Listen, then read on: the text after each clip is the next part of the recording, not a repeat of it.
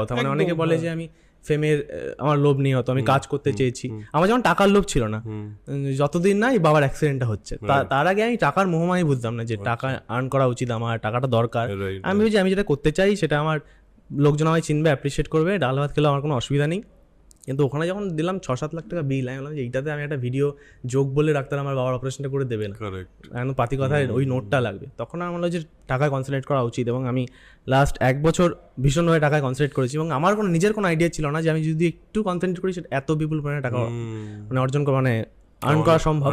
সেইটা কিন্তু মানে আমার 2017-18 হয়তো ভিডিও সবচেয়ে বেশি চলেছে, সেই সময় পিক টাইম, কিন্তু আমি আর্ন করেছি কিন্তু 2022-এ, যেখানে আমি 6টা ভিডিও দিয়েছি পুরো বছরে। মানে এটা খুব অবাক করা কাণ্ড যে সবচেয়ে কম ভিডিও দিয়েছি যেই বছর, সেই বছর আমি কেন সবচেয়ে বেশি আর্ন করলাম। কারণ আমার মনে হয় তোর এই যে 2017-18 থেকে 2022 অব্দি এসে পৌঁছেছিস, ওই আর্নটা করার জন্য তোর কিন্তু ওই ব্র্যান্ডটাই কাজে লেগেছে। একদমই তাই।